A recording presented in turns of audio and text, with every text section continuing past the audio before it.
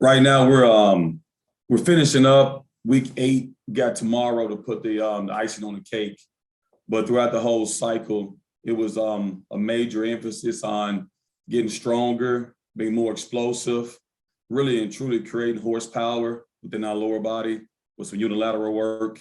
Always the emphasis on taking care of our body with nutrition, hydration, and sleep. Been really harping to the guys that you want to take care of your body better than anyone in the nation.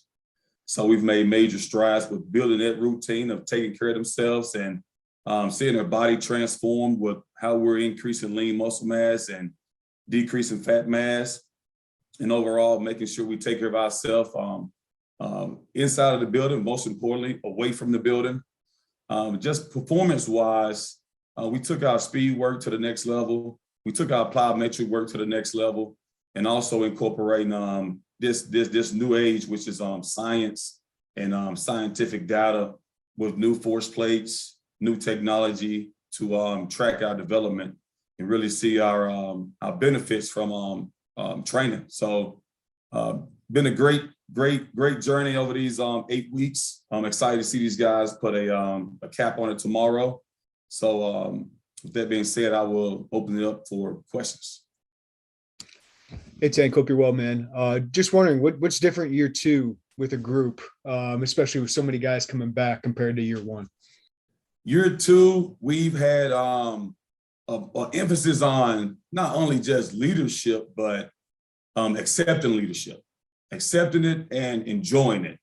And when it's your turn to accept those words of leadership or encouragement, because we have some tough days that's planned out throughout the cycle, that you take it, you run with it, and you enjoy and you embrace the words that come from your teammates, voice.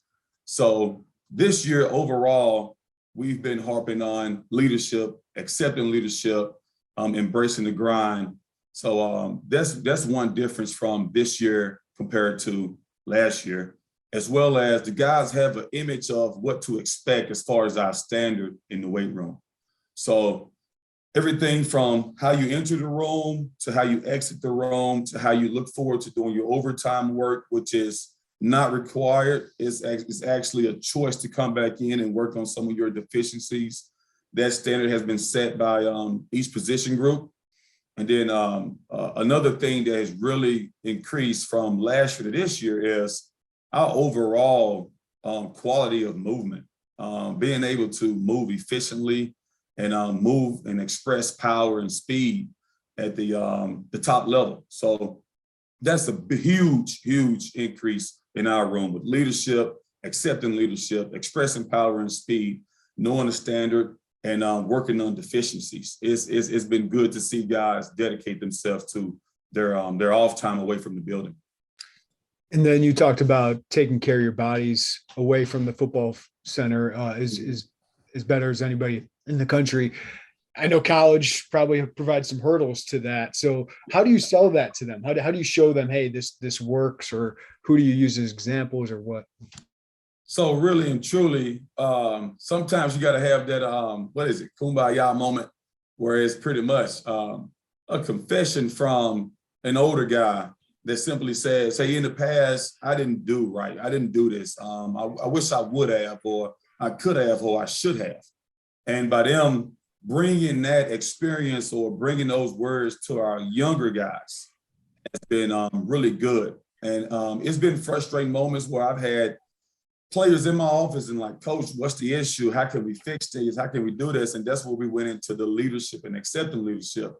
But in college, it's a struggle. So we use different educational tools outside of those verbal, I guess you can call it life lessons from inside the room, which we use with Jay Brinkharder and also JB, Jeremy Bush, with what we call Nutrition Talk Thursdays.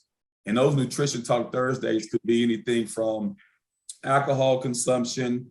It could be about sleep. It could be about hydration. It could be about body composition. It could be about anything from macronutrients to pre and post workout consumption, weekend plans with grocery lists, that whole 9 yards. We just have to continue to play that song of recovery and taking care of your body the same way you listen to your favorite rapper or your favorite country western singer or your favorite R&B artist. We just have to continue to play the message over and over and over so it can become a part of these guys' DNA. That's how we basically got it done and still continue to work on it. Thanks, man. Coach, how much easier, not easier is the wrong word, how much different is now that the pandemic is it's not winding down, but it's getting a little easier. Has that been a good thing for you, a big help in your department? I'm so sorry, I couldn't understand that question, Bob. The pandemic.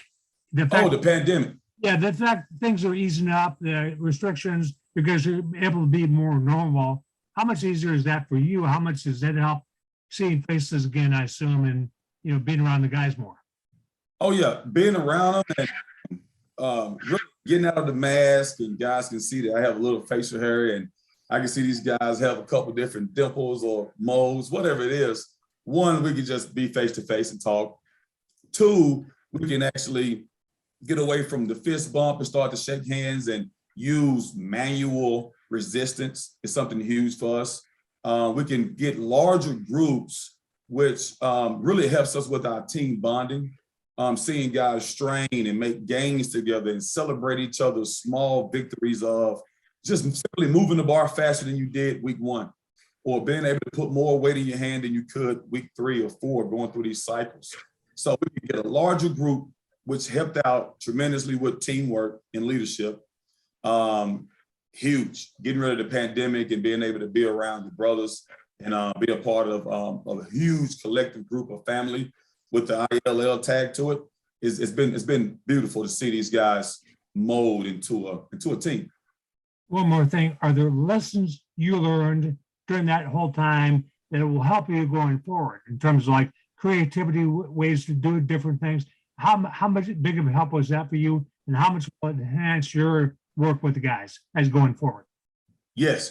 So moving forward, for a fact, you can spread a room out, you can move bars, you can still get work done. I've always heard people say all I need is a closet with some bands and some towels and we're ready to go. Now you can really say creativity has went out the roof. The usage of my staff was huge during the pandemic.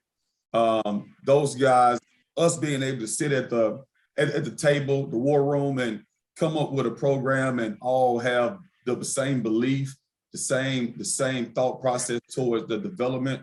It was good for us as a staff to come together to create that plan. And it's also good to see the guys continue to work, although they couldn't be within a certain distance of their teammates. So, Thanks, Coach. no problem. Tank, what's been your overall impression of the 10 early enrollees of the 22 class? And then the second part of that is, when do you and your staff start putting and formulating a plan for the other 14 signees that will come in in August as incoming freshmen, so that they're prepared as possible for when they arrive here this summer in August? Yeah, so I'll start with those incoming guys, the guys that haven't truly got on our campus yet. So what we do is we send out a freshman manual to try to bridge the gap between where they're at now in high school before they show up as a freshman in college. And that manual gives them everything from their true workouts, their conversion charts, their speed, power, mobility, flexibility, conditioning work. And we go through every movement that we asked them to with our coaching teams that we've typed up and gave different pictures to help them visualize how we would coach them if we were in the room with them. So that would help them bridge the gap, just simply coming in healthy, coming in with a work capacity baseline and also a strength baseline where we can say that they have been putting in work, and we know for a fact that they would be able to sustain or even survive and thrive within the group when they come in. When they get here, although they've made those gains, I still want to baseline test them. Okay, so we baseline test them from everything from what Jeremy does in sports medicine, everything from what Jay does in nutrition, but for myself, we go through the same protocols like we did with the entire team. We want to see how they bend, how they move, where's their mobility, where's their flexibility. Do we have any asymmetry issues from right to left leg or right to left arm? The injury history, the whole 9 yards about where's your power level coming in the door. So we're going to always take our baseline and use that to guide that freshman program before they join the group. The guys that came here already, our early enrollees, they have tremendously really taken off. Really, the two guys up front, Zy Chrysler and Isaiah Adams. Zy came in and he was a guy that just verbally told us he doesn't like to sit in the house. He doesn't like to be at home, being a couch potato. He wants to be out and be proactive. So he came in and he put in tremendous work. He bought into every detail of the movements. He wanted to work with the older guys. His face lit up when he seen Paucho join the program because now he get a chance to get some one-on-one time and learn from him, which is huge.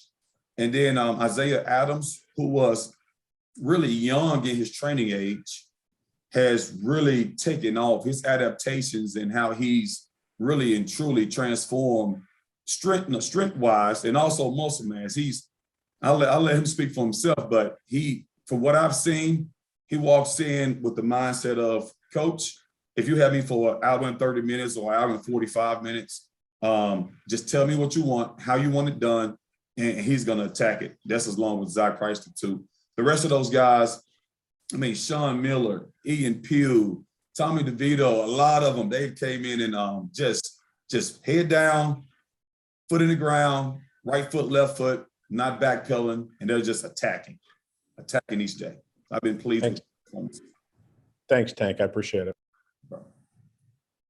Hi, Tank. My name's Andy Kimball. I'm going to be reporting from Decatur. Nice to meet you. Nice to meet you too.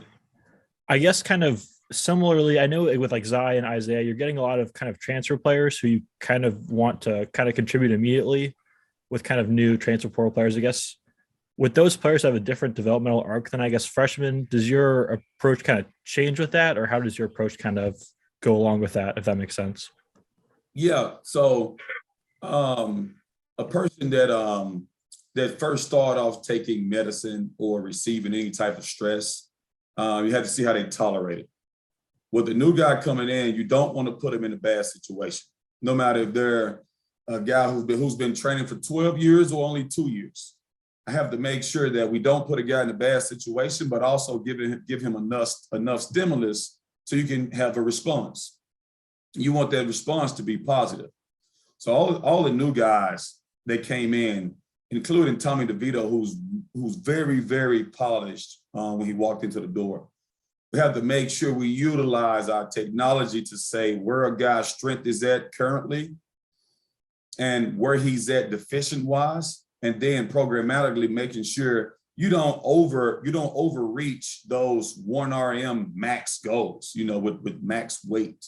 There's other ways for us to really and truly move the strength curve and increase the power and the speed of how he moves the bar or how he runs and change direction.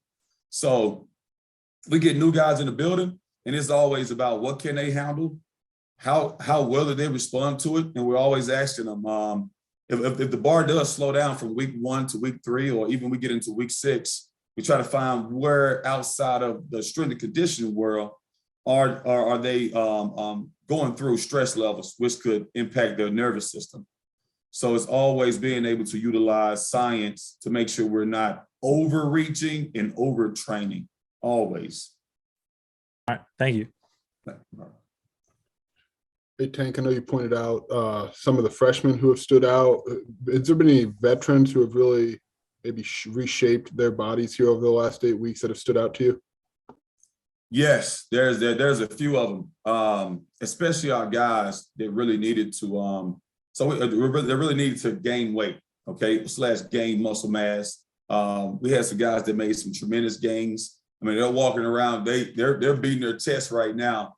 Isaiah Adams came in and he's like, Coach, he's another guy that we wanted to make sure we put some lower body mass on and give him a great frame in his posterior chain to play the demands of O-line. He's like, Coach, just want to thank you all. And I'm like, Isaiah, you came here and trained. but you took care of your body off the football field. You ate the right things. You got into the nutrition room. This is all you, and this is all your effort. So I got to give these guys credit that have reached their goals and exceeded their goals from when we set goals on week 1 with Jade. I got to give them credit and pat them on the back and just continue to work and never get satisfied with development. So we have made huge gains. Some guys need to take weight off. They're doing it right now. They're currently still doing it within those 8 weeks. Now we have spring break, and then we have another 5 weeks. So every time you're in the weight room or you're in this building, it's a cycle going on. 8-week winter, that's a cycle. 5-week spring, that's another cycle. You go on summer break, that's another cycle. We give you an at-home program. You come back for 8 more weeks, that's another cycle. You get in season, that is a long 14-week cycle that we can make huge gains in season. So as long as we keep that approach, we can always make progress. Not to put you on the spot, but are there any other names that you'd be comfortable sharing of guys that have really been impressive? Yes, Owen Anderson. You talking about just incoming guys or the entire team? Yeah, the entire team, anybody. Okay, Isaiah Williams, golden work ethic, golden overtime. Tip Raymond, working, just continues to grind. CJ Hart, I love how he's grinding along with Tariq Barnes and Taylor Villanueva. He's been doing some freakish things in the weight room wise with his power and strength numbers.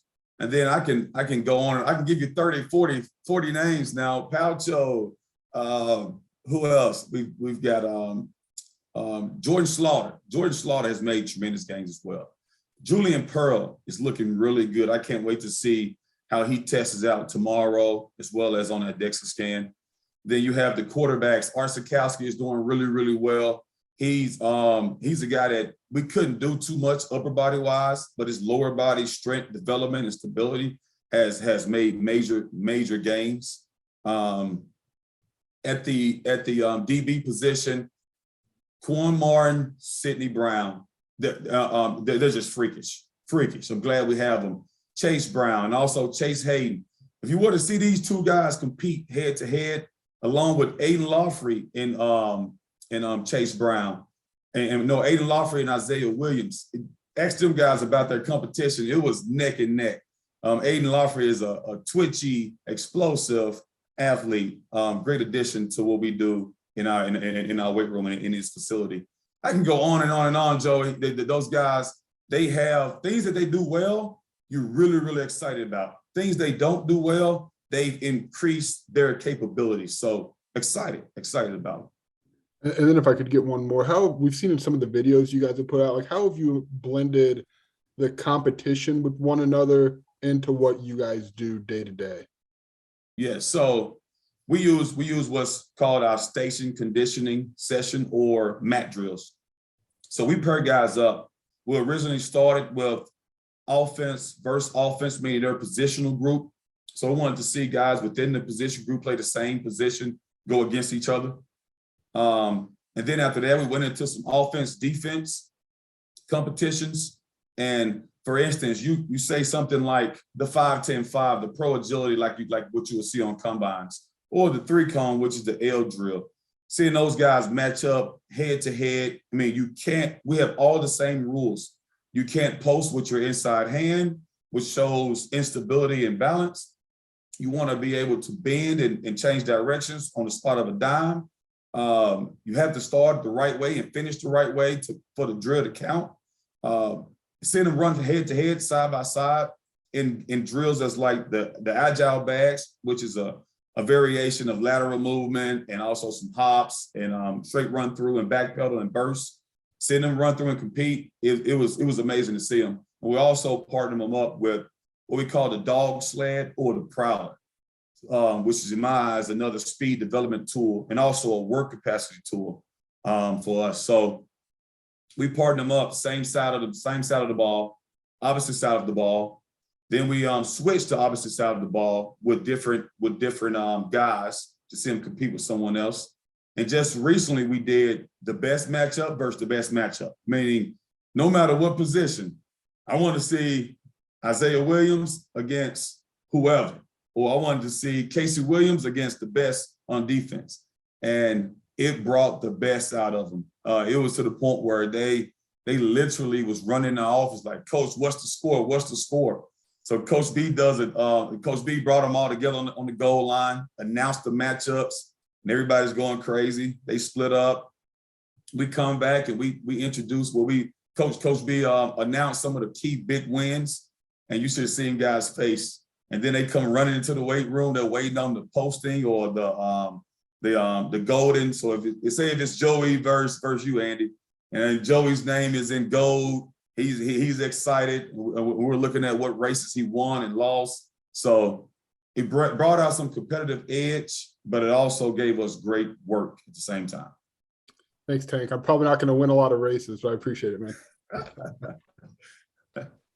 Hey, Tank, I want to follow up. You're talking about some of the JUCO offensive linemen that have come in, but obviously you guys got some holes to fill there. So I'm wondering about the redshirt freshmen and how big of a leap is that, into their second kind of full offseason, like guys like Barlev, Geske, Fruits, and Wisecarver. Like, what have you seen out of them now with a full year?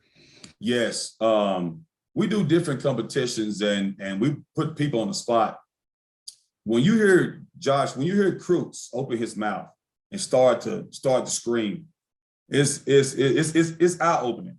He had a chance to be around him. This is him, Geske, and Baller. They had a chance to be around guys like Vidarian Lowe, Doug Kramer, and Palcho, who would always get guys back in the locker room, bring them up, walk out to the practice field. They wouldn't leave the sideline before they crossed those white lines unless the whole group was there. So Cruz, Barlev, Geske, those guys literally seen it, and now we're pulling it out of them. When you see him work, you're like, okay, Geske has made tremendous strides. He's now become one of the stronger offensive linemen. Barlev is right there with them, although he's a shorter guy. We're trying to make sure we continue to put weight on him the right way. And also Barlev, Geske, and Cruz, those three guys, I can't wait to see them through spring ball when they have some success against some of our guys and then have some success against the conference. So been pleased with them. We still got work to do. But they should definitely go out and hunt for somebody's job. That's the name of the game. And they're best friends, but at the same time, it's like, I'm coming for your position, which is good competition. I want to follow up on Geske because he's diabetic. What's that say about him? And what do you guys do to add all that strength and keep it on? Yeah, so for Geske, with the combination of what we call our sports performance team, which is truly strength conditioning, sports medicine, and our sports nutrition department, we get together and we make sure somebody has his phone that can alert if he gets too low.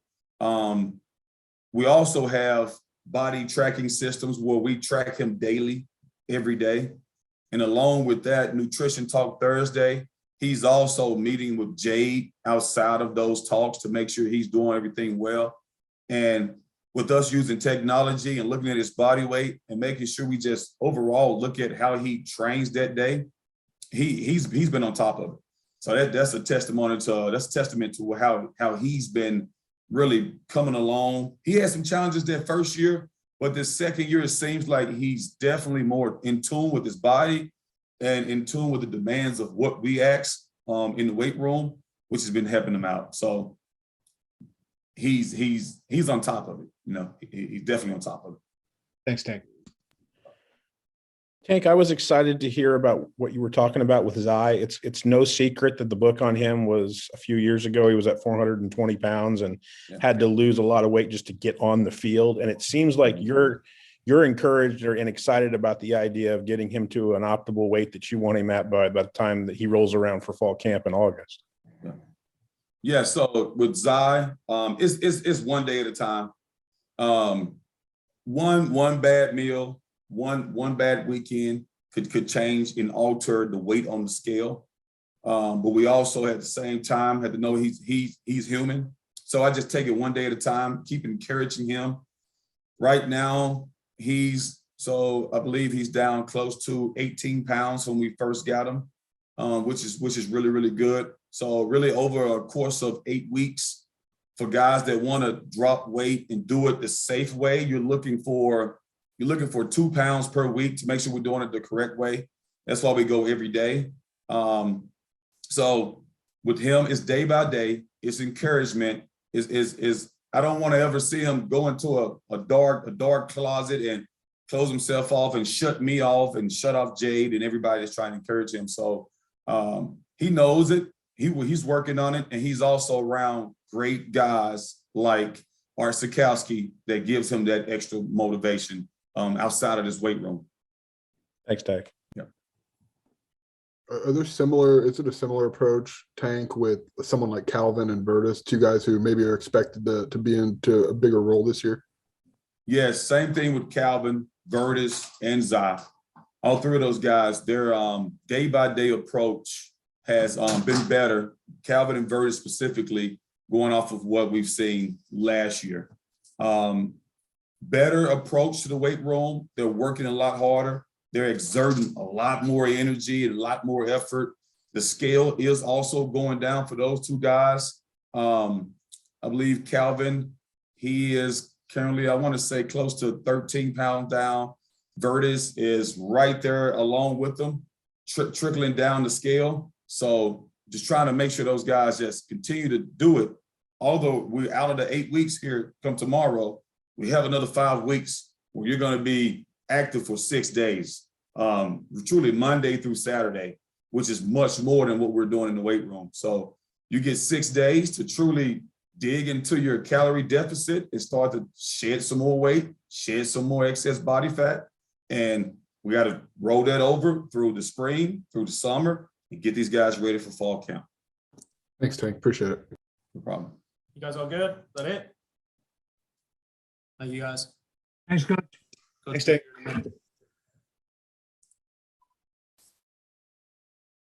What's that? How long have you had that notebook, you said? I've had this notebook since 1993. My first coach's clinic. I got it with Hayden Fry. It's a Wilson notebook. And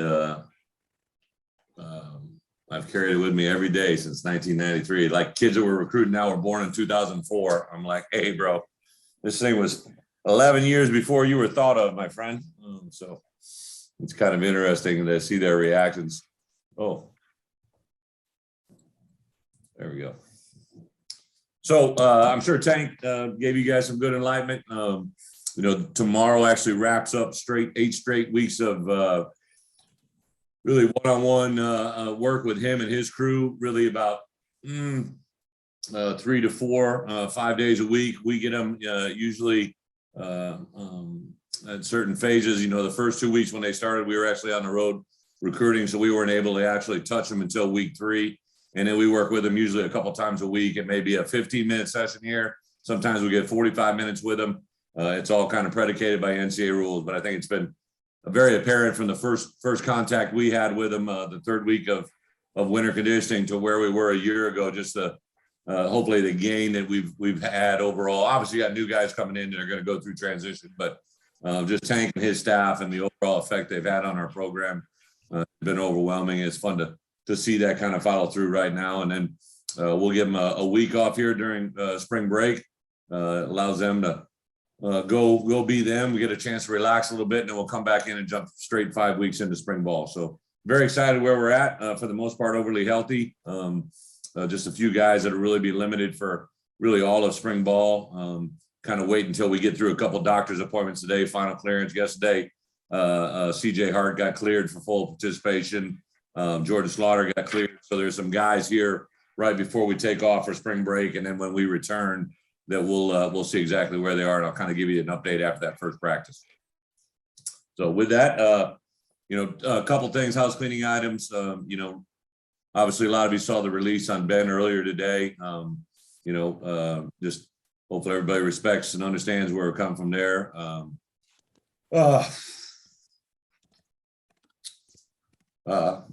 and his family in our prayers and our thoughts. So obviously a huge part of what we've been able to do here with the tight end room and especially those guys have been working with a variety of our coaches. Barry Lunny, the ironic part of that is when I hired Lunny, didn't really have any idea, obviously, that this was going to be going on, but Barry's coached tight ends for me 5 years in my previous spot. So very well versed in a tight end position, so he can be a huge benefit to that room. The NCAA allows me to have a temporary replacement for Ben. So Greg Froelich, who has worked for us, since I got here, coming from Michigan, worked with a special teams analyst. Fro has been able to step into that role and really be counted as one of our 10 assistants now, so we can work with our guys literally on the field, in the meeting rooms, and everything in between. So he's been able to step up to that challenge, and we'll just kind of work our way through this as Ben gets more and more news and the updates that he gets will continually affect where we're at. But for the most part, we're just kind of working under the now, and until we gather more information, Fro will be able to step into that role and handle that as we speak. Very excited for our guys tomorrow, Pro Day. I know a lot of you may not be able to make it just because obviously the timing of the Illinois men's basketball tournament and the league going on was absolutely awesome to be over in State Farm for that championship a week ago Sunday, and just an awesome thing to witness. I see every day Coach Underwood and his staff, how much work they put in, and see them get rewarded in that way was a pretty awesome environment. Wish them the best of luck as we move forward.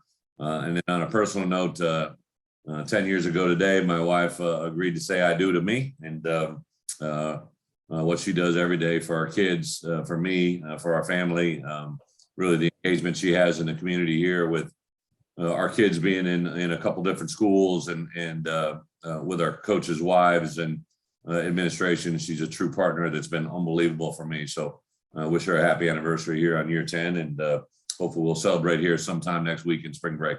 So with that, I'll open it up for some easy questions. Coach, going back to Coach Miller, just how hard is that? Does that perspective? We went through some perspective years here with COVID. Was this another reminder? This is football. It's not life or death. I caught you cut out there last second, Bob. You said what? This is football? Yeah, this is football. Does this add perspective for you? Yes. Yeah. Obviously, a tough thing for me. Ben actually lives right by me, so I really drive by his house every day, and I can't tell you how many times last spring and summer, this fall, I'll go by and I'll see him out in his yards with his kids, give him a honk, occasionally stop by, say hello. And when he first came to me with this, there's that moment where you obviously have immediate concern and for his well-being, but then as a father now realize the effect it has on children and on his wife, and our wives have become all of our wives, right? All the coaches' wives in our program. We have about 50 people that work here in the building, in the Smith Center, and the effect that Ben and Megan have had in our building has been off the charts. So yeah, it's a bigger picture than that, right? And also the effect on our players. Like I could tell when I told our players the first time, I could see the reactions in their faces, and I knew Ben always, as a special teams coordinator, as a tight end, you affect the tight end room and work with the offensive players. As a special teams coordinator, you literally touch the entire roster, right? So Ben has stood in front of the team. One of the unique positions you have as a special teams coordinator is you literally touch every player in this program, and he stands in front of them and gives them direction during every game prep, and his voice, his confidence, his story. I gave the players or the coaches all a chance to address the team before the year started, and I remember just watching their faces when Ben told his story and what he's accomplished, and then off the field what he stands for. For me as a father of two young girls, to see what he's raised and the children that he's developed and the relationship he has with his wife, it's truly a great man who represents a lot of great things. So we're definitely thinking of him on a daily basis. Have you ever had to deal with anything like this before? Yeah, in certain magnitudes. Unfortunately, in my job, right, in my profession, Right. I deal with a lot of coaches and players. Obviously, Bob, you went through a health issue, right? Like, unfortunately, this is part of the Right. thing the world gives us today. And I'm grateful. You know, I learned it firsthand when I was in college when my mom was diagnosed with breast cancer. And she's a survivor to this day since 1990. The good news is, right, the medicine and technology of today's world is awesome. And Josh Whitman has been unbelievable. Carl Healthcare, all the people involved have been unbelievable working with Ben and his family and getting the best possible treatment and care and answers as possible. So it's been a blessing to be here as well with him. Last thing, Coach, I know you got a busy schedule. Are you going to take any of the basketball here in the next couple of weeks or not? You know, Brad and I started with me in season and now him in season. We exchanged either phone calls or text, and I sat right next to him. We had a head coaches meeting the day after the championship game on Sunday, and I sat right next to him on Monday for a couple hours, and you know, we exchanged stories and congratulations to him then. But I shot him a text earlier today just because I usually try to get to him the day before the game, and I believe I'd be over there. I know I'd be over there if it wasn't our pro day here. So unfortunately, I can't be there for that. And then you can say prayers for me as well. I'm taking my two daughters to Disney next week, so I'm tackling that hurdle as a father. We'll see how that plays out. I know I can handle 120 young men on a field for 2 hours. I don't know if I can handle 2 5 or 4 and 2-year-olds in a theme park for a day. We'll see how that goes. They're going to love it. Thanks, Coach. Yep. I am doing that in May, Brett. So I'll be right there with you, taking some advice. I will. Get you a set of ears. Thank you. I wanted to ask you about the center position, because obviously it feels like you got a lot of guards and tackle possibilities. Josh Kreutz obviously is an option there, but who else could compete at that job for you? Yeah, Alex Pilstrom will work at center. Kreutz, Jordan Slaughter, and then we'll also got on the docket like 3 guys that have snapped the ball during either their high school career or college career. We have 5 quarterbacks coming in, so I'd like to have 5 centers to work pre-snap practice and work with. We're currently actively pursuing that particular position in the portal world as well. So it's kind of a work in progress, but for sure, Pill, Jordan, and Kreutz, I think would be safe to say we get the majority of the reps. And then also Josh Plour will get reps in there at center as well. And then obviously it's big shoes to fill with Kirby Joseph, given the buzz he has right now. But what about that free safety position? I mean, Quan, I know is capable of playing there, but played so well at nickel. Who do you have kind of competing at that spot? Yeah, it will. It'll be kind of an interesting, obviously Kendall Smith was a guy that jumped into the portal last year, at the end of the season. And when he went in, I knew that if Kirby wasn't a factor, that might change his opinion. So let him explore the portal world. And as long as he was back with us before we started classes, I was going to be in agreement with that. So he came back with us, and that definitely is an experienced body that's been incredible, good player for us on special teams. And if you think about Kirby, when he really came to the forefront for us was off of the plays he made early last year in the special teams world. So yeah, Kirby, Quan, Sidney Brown is really, I think I heard Tank mention it, right? We paired him and Isaiah Williams up against each other the other day. And he took on Spoon. Isaiah took on Spoon earlier in the year or in the week. We put him up against Aiden Lawfrey, who's been probably one of the most not surprising. I knew he was going to be good, but he is quick as a hiccup, man. Him and Isaiah battled out the week before. So we put him and Sid against one another. I think a lot of people probably may have, if there was betting legal in NCAA, which it's not, they probably would have been putting some money down on Isaiah, but Sid won the head-to-head, and it just shows the competition value in that kid is off the charts. He just, when he's put it in a moment of competition, he's second to none. So I'm excited to see where Sidney can go now with the departure of Kirby. Like, we're going to lean on him even more. Thanks, bro. I think Prince Green too, Jeremy. Prince Green, we moved Keontae Curry into the safety position, into that star, kind of that Quan role. So yeah, we've got a number of guys that we're looking at kind of finding out exactly where they are. And dabbled with the idea that Talon Letsky as well would be a guy that, could bring some safety value as well as his corner value. Thanks. Yep. Brett, for a couple of weeks, I've wanted to ask you about, there are a couple of potential rule changes that were supposed to be bandied about by the rules committee last month. They both kind of involve time. One is just kind of going to the NFL model of what happens after first down, where the clock doesn't stop, and the other being treating incomplete passes like a player running out of bounds. In order to, I guess, to speed up the game, or maybe you can give me more of an insight as to why that's being talked about. But I was wondering if what you've had your thoughts on, if that's good or bad for the game overall as we head forward.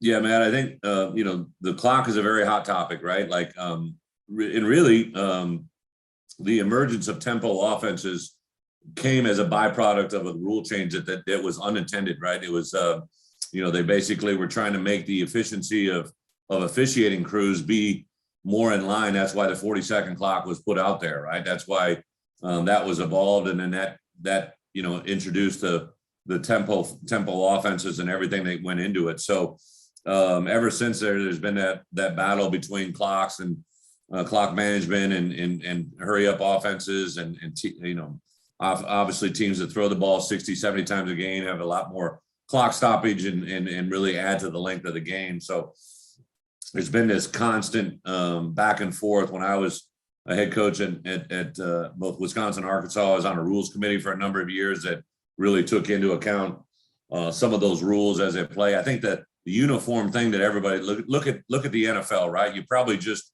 finished the playoffs and the Super Bowl with one of the most exciting, watched, engaged games that's ever been in the history of the game. And it's always been a popular game. And the thing that the NFL has been able to master is all of those games are right around that 3-hour mark, right? It's just, they plan around it. TVs can plan around it.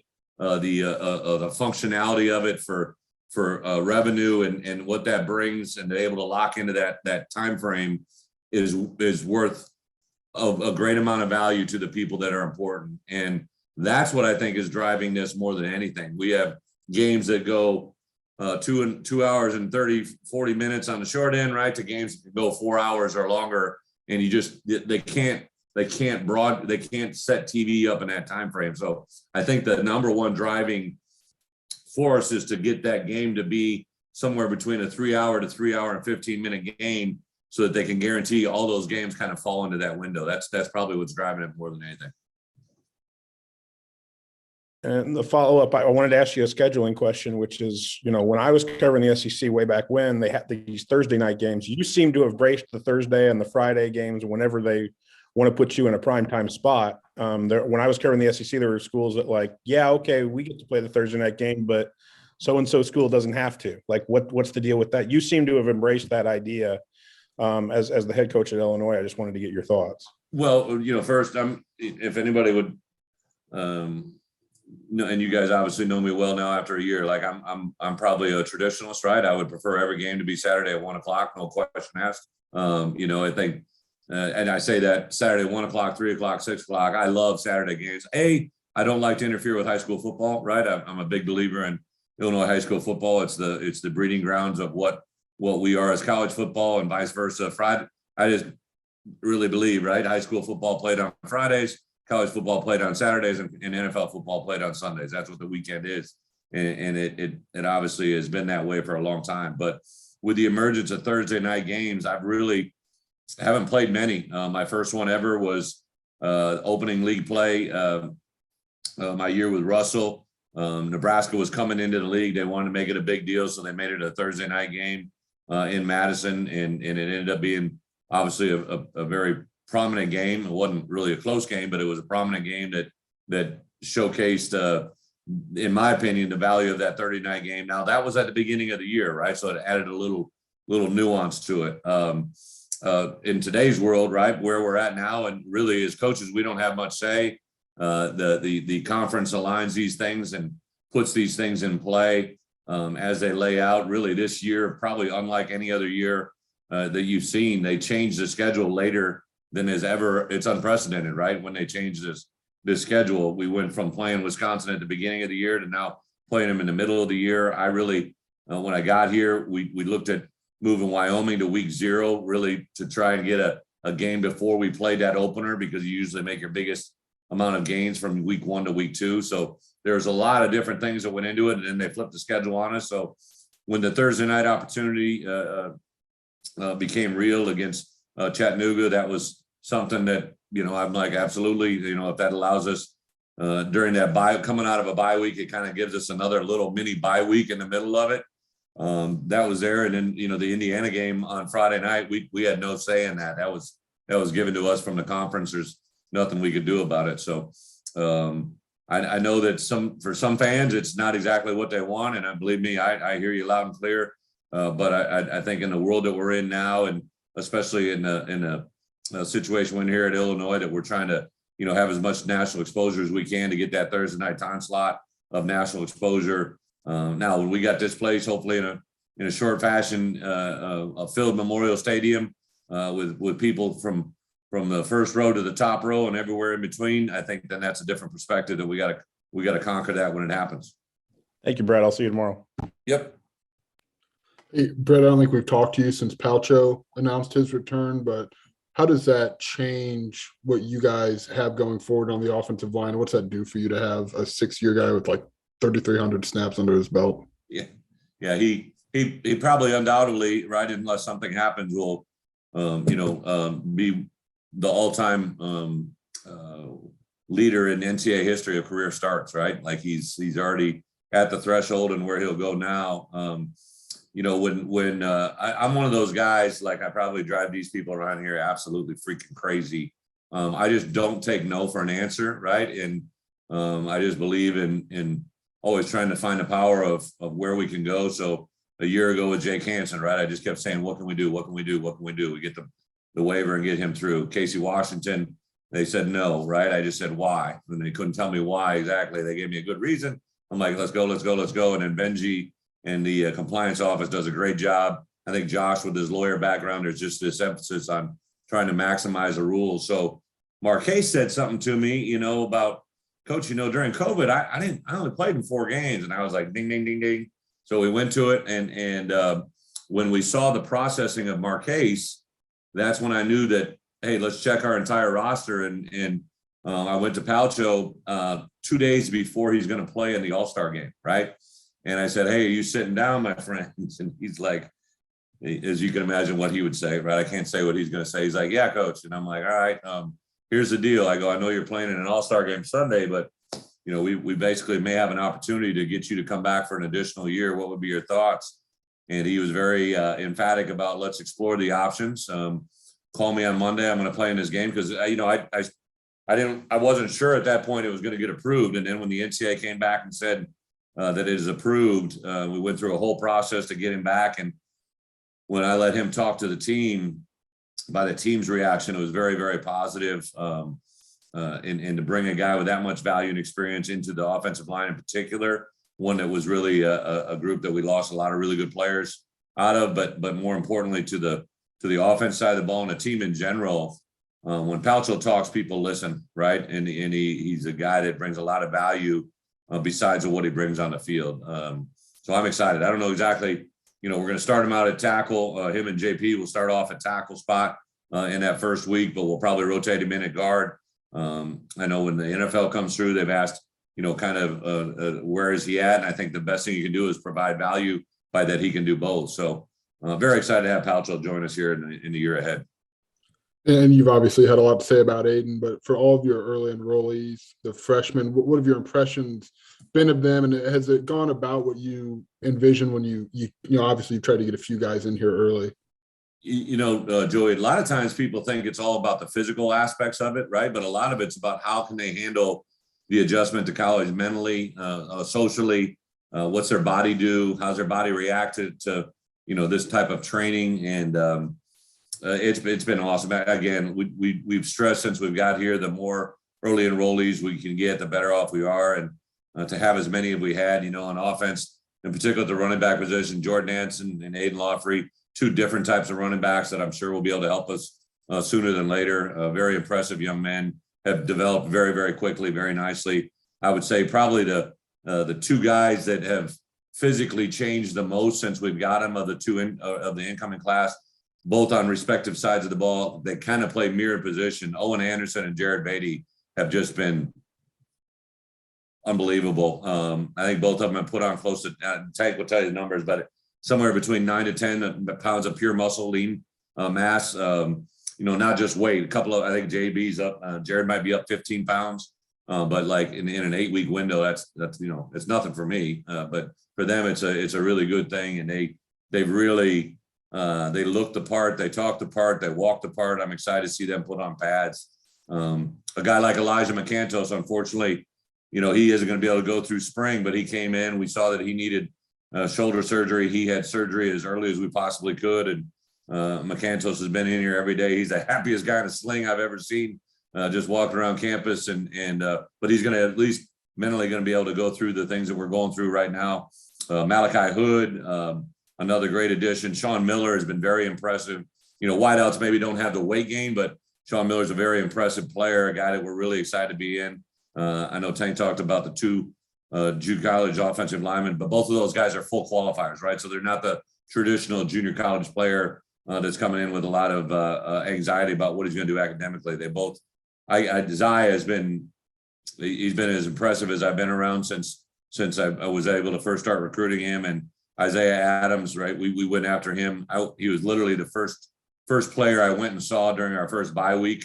He's the first kid that I went and visited on during that first bye week, and to come full circle to get him there on signing date, and it was a big deal. All right, so I'm very excited about those two guys. Tommy DeVito's been awesome. T-Raw Edwards from Northwestern has been a huge asset. We haven't put on the pads yet, but he's been a great addition. And then there's been a number of walk-on kids that have been great additions as well. All in all, we brought in almost 20 kids new to the program this semester. And I know Jeremy's got a follow-up, so I'll try to make this quick. But we've heard Isaiah, you mentioned Isaiah Williams a few times, and obviously we saw what he did last year, but has he taken another step, at least physically, forward as he goes into this spring? Yeah, Isaiah's, physically he's very gifted. He's been, given a lot of great genetics, and the best thing is he's been raised in a way that his motor goes 100 miles an hour. The village that raised him, all of his people have been very, very strong in the work ethic and the attitude and the energy. When him and Sid went against each other yesterday, right? I mean, they were competing, and the thing I love about competition, right, is only one man wins and one we can tie, but they didn't. But I shot them both a text later in the day, and I wanted them to understand. To me, they're the gold standard of what we need, right? They're both at their respective position, but they're both on opposite sides of the ball. When they work, when they talk, when they do things, and they're both different personalities. Sid will talk and kind of voice himself. Isaiah is strictly about how he does his business. But I know people respond to how they perform in practice. So, both of them, and in particular, Isaiah that you asked about, he'll take a step forward again, and it'll be fun to watch what that growth does. Thanks, Brett. Really appreciate it. Yep. Brett, I just want to ask about Brian Hightower. I know he had a kind of odd fall. How's he doing? What did he go through last fall, and how's he doing now? Jeremy, it's awesome to build relationships. There's so many more things that are strong right now in our building than they were a year ago, just because of time, right? And knowing each other and being around each other. Has been an impressive kid to me ever since I met him. Knew his story a little bit before I met him, but then to watch it unfold, there was a day last year during fall season where I watched 2 days in a row during look team work where he's going against our defense, providing a look of the opponent we're going to see. And he is absolutely busting his tail, doing everything he can to make our defense better. And I'm like, for a kid to be in that role, in that capacity, and do that, speaks volumes to me. So I think this spring, I think he's really connected well with Coach McDonald. Obviously, we had some transition in the wide receiver room, and the guys that have persevered through that have really risen to the challenge. I think Isaiah, Casey, Pat Bryant, but I'm especially excited to watch Hightower. Big, athletic, can run.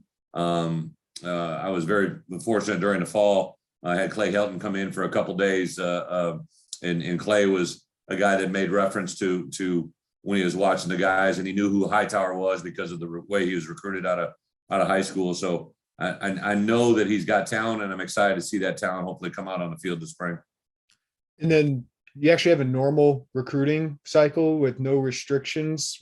How's that different for you guys, and what's it been like for you guys? You know, we're constantly evaluating our recruiting and where we're at. I think for us personally here at Illinois, like it's very clear to me that if in the state here, or really kind of all of our borders, that we kind of, even though it might be outstate, we consider it in-state really. So the St. Louis area, right? The obviously anything in the border of Illinois, but really that Quad City area, you know, maybe up into the Chicago and the northern or the southern parts of Wisconsin, obviously Indiana, the Indianapolis area, as close as it is, Ohio. We're really concentrating on the high school players in that area, right? We think we can literally go toe to toe with anybody in this region that decides to offer them, right? Like I look at Jared Beatty and Gabe Yakas, right? Two outside linebackers who I coach outside backers in the league. I think they're guys that you potentially look at 3 years down the road, 4 years down, they're going to be NFL type players, right? If you do the right things with them. And we beat SEC schools head to head with them down to the very end, right? And that opened my eyes about what Illinois can do and what we can bring, especially as we begin to, you know, I'm not, you know, parading around and asking for a championship banner with 5 wins, right? But we definitely showed that we're moving in the right direction, and we're not satisfied in any capacity with anything less than a championship. But it showed to me that avenue is there. Right now, I think now we have to really look at the portal, right? Like how do we accessorize when we can't get a full class of 25 with high school? If it's a 15-10 ratio, if it's 10-5, you know, it's really an interesting time, especially with the evolution of NIL. You know, in the month of December, I literally had 0 discussions about NIL in the class that we signed. When I went back out on the road in January and discussion since then, almost every discussion you have is about NIL, right? So our Guardian group that has taken a hands-on approach to the NIL world here with the and especially Gridiron Guardians, the guys that will deal with football specific NIL, like that's a world that's really changing, right? It's changing the dynamics of recruiting in a big way. Literally on a daily basis, it's something we have to deal with. So I'm excited. I think we can literally say that recruiting has changed in year 2 from year 1 from us, because people saw the change, right? And there were kids in state that took the leap of faith, guys like Jordan Anderson and you know, Aiden Lawfrey and Jared Beatty, Malachi Hood, Ian Pugh, who decommitted from another, you know, a team that was in the college football playoffs, right? And then we go out and in a transfer world where kids are coming in from other Big Ten schools, and we're beating, you know, in theory, you know, maybe on grad transfers and portal transfers on guys that have a lot stronger winning tradition than us right now. So I like where we're going. We haven't really pushed the envelope with this class right now. I would like, you know, for our first wave of commitments in this 23 class to kind of set the standard for what we expect. And that's what we've been working to. Thanks, Brett. Appreciate it. Yeah. All right, thanks, guys. Thank you. Let's go on to Disney. Happy anniversary, Brett. Thank you. I'll see you guys in a week.